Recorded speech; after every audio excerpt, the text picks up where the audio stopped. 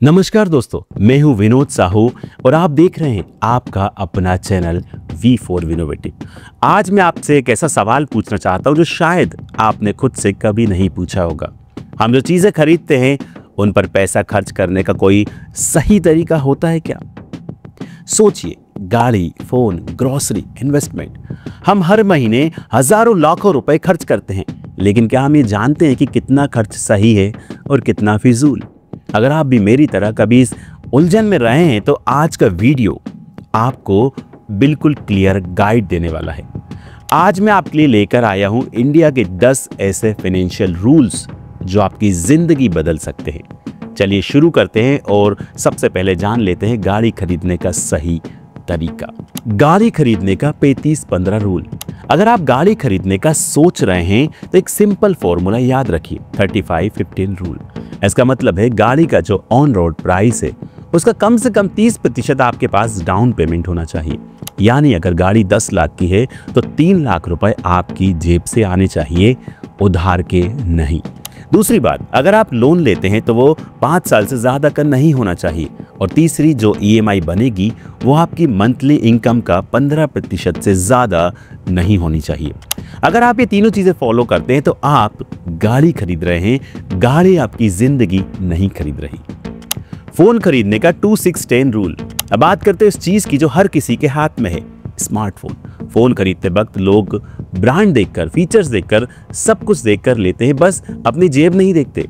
इसलिए समझिए इंडिया का 2-6-10 रूल। फोन की कीमत आपकी मंथली इनकम से ज्यादा नहीं होनी चाहिए, वो भी सिर्फ 2 गुना तक। अगर आप EMI पे फोन ले रहे हैं तो वो सिर्फ 6 महीने की जीरो कॉस्ट EMI होनी चाहिए।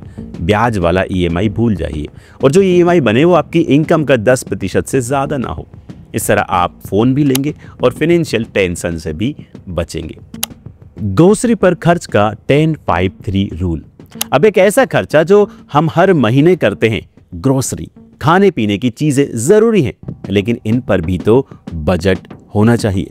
इंडिया का 10-5-3 रूल यही बताता है कि एक व्यक्ति या कपल को अपनी टोटल इनकम का सिर्फ 10% ही ग्रोसरी पर खर्च करना चाहिए। अगर आपके परिवार में 3 लोग हैं तो 15%, 4 हैं तो 20% और 5 है तो लगभग 23% तक जा सकते हैं। हर नए फैमिली मेंबर पर 3% जोड़िए, बस। इसे आप अनावश्यक खर्च से बच पाएंगे और अपनी इनकम को स्मार्टली मैनेज भी कर सकेंगे। दोस्तों, इन्वेस्टमेंट का 100-X रूल। अब बात करते हैं सबसे जरूरी चीज की, इन्वेस्टमेंट। हर कोई कहता है कि इन्वेस्ट करो, लेकिन कितना, कहां, कैसे? इसका जवाब है 100-X रूल, जहां X है आपकी उम्र। अगर आपकी उम्र 30 साल है तो 70% आपकी इन्वेस्टमेंट इक्विटी में होनी चाहिए और बाकी 30% सेफ इंस्ट्रूमेंट में। सेफ मतलब PPF, NPS, गोल्ड बॉन्ड्स, और हाँ, FD तो है, लेकिन सिर्फ मजबूरी में। आपकी उम्र जितनी कम, रिस्क उठाने की ताकत उतनी ज्यादा। और सबसे जरूरी बात, स्टॉक्स में सीधा पैसा ना लगाएं, म्यूचुअल फंड्स के जरिए इन्वेस्ट कीजिए ताकि एक एक्सपर्ट आपका पैसा संभाले। एजुकेशन लोन का 5-15-10 रूल। अब बात करते हैं एक और इमोशनल लेकिन प्रैक्टिकल टॉपिक की। एजुकेशन लोन, पढ़ाई के लिए लोन लेना कोई बुरी बात नहीं है, लेकिन उसके पीछे स्ट्रेटजी होनी चाहिए। इसलिए है इंडिया का 5-15-10 रूल।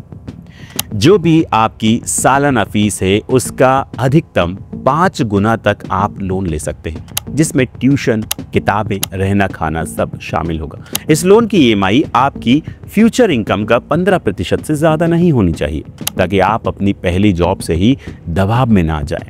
और ये लोन 10 साल के अंदर खत्म हो जाना चाहिए। इससे आपको टैक्स बेनिफिट्स भी मिलते हैं और एक मेंटल क्लैरिटी भी मिलती है। इमरजेंसी फंड का 6X रूल्स। सबसे पहले एक ऐसा फंड जिसे हर कोई नजरअंदाज करता है, इमरजेंसी फंड। हमारी जिंदगी में कब नौकरी चली जाए, बीमारी आ जाए या कोई जरूरी खर्च आ जाए, ये कोई नहीं जानता। इसलिए जरूरी है कि आपकी महीने की जरूरतों का कम से कम 6 गुना पैसा आपके सेविंग अकाउंट या लिक्विड फंड में हमेशा पड़ा रहे। अगर आपकी महीने की जरूरतें 40,000 रुपए हैं तो आपका इमरजेंसी फंड 2.4 लाख होना चाहिए। और हाँ, ये पैसा FD या ऐसे अकाउंट में हो जहां से तुरंत निकाला जा सके। स्टॉक मार्केट या रियल एस्टेट में नहीं। यही पैसा बुरे वक्त में आपका सबसे बड़ा दोस्त बनता है। पर्सनल लोन का 50-20 रूल। अब बात करते हैं उस चीज की जो लोगों की जिंदगी को सबसे ज्यादा उलझा देती है, personal loan. Bank, apps, credit card, कंपनियां सब कहते हैं लो जितना चाहे पैसा, लेकिन हम क्यों ले? अगर आपको पर्सनल लोन लेना ही है तो 50-20 रूल जरूर अपनाइए। इसका मतलब है आपकी कुल सालाना इनकम का 50% से ज़्यादा आपका कुल लोन अमाउंट नहीं होना चाहिए, और लोन की ईएमआई आपकी मंथली इनकम का 20% से ज़्यादा नहीं होनी चाहिए। अगर इससे ज़्यादा है तो आप लोन नहीं ले रहे हैं, आप खुद को बेच रहे हैं। और ये गलती ना करें। ज़रूरत पड़े तो खर्च कम करें, लेकिन लोन लिमिट में रखें। रिटायरमेंट सेविंग का 15% रूल। अब बात करते हैं उस स्टेज की जिसके बारे में हम सबसे कम सोचते हैं, रिटायरमेंट।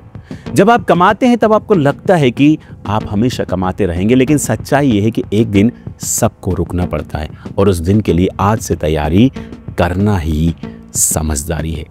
इसलिए याद रखिए, अपनी हर महीने की इनकम का कम से कम 15% हिस्सा आपको रिटायरमेंट के लिए सेव करना चाहिए। यह पैसा पीपीएफ, एनपीएस और इक्विटी म्यूचुअल फंड्स जैसे लॉन्ग टर्म इंस्ट्रूमेंट में लगाइए। अगर आपकी उम्र 25 साल है और आप हर महीने सिर्फ 5,000 रिटायरमेंट के लिए सेव करते हैं, तो 60 की उम्र तक आपके पास करोड़ों हो सकते हैं, सिर्फ कंपाउंडिंग की ताकत से। इसलिए आज से शुरुआत करिए, चाहे छोटी हो, लेकिन करना जरूरी है। ट्रेवल बजट का 50-30-20 रूल।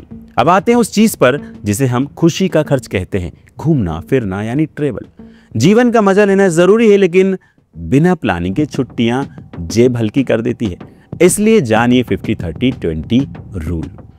मतलब यह है कि आपकी जो भी एनुअल इनकम है उसका 50% जरूरी चीजों में जाए, जैसे किराया, ग्रोसरी, ईएमआई। 30% जाए लाइफ स्टाइल में, जैसे घूमना, खाना, कपड़े वगैरह, और 20% सेविंग या इन्वेस्टमेंट में। अब जब आप ट्रेवल का खर्च निकालेंगे तो ये 30% वाली कैटेगरी में होनी चाहिए, यानी अपनी सालाना इनकम का 5 से 8% ट्रेवल में खर्च करें। इससे ना फाइनेंस पर असर पड़ेगा और ना मस्ती पर। क्रेडिट कार्ड का 40-30 रूल। अंत में वो चीज जो कई लोगों को बर्बाद कर देती है अगर सही से इस्तेमाल ना हो, क्रेडिट कार्ड बुरा नहीं है अगर आप इसे स्मार्टली चलाते हैं।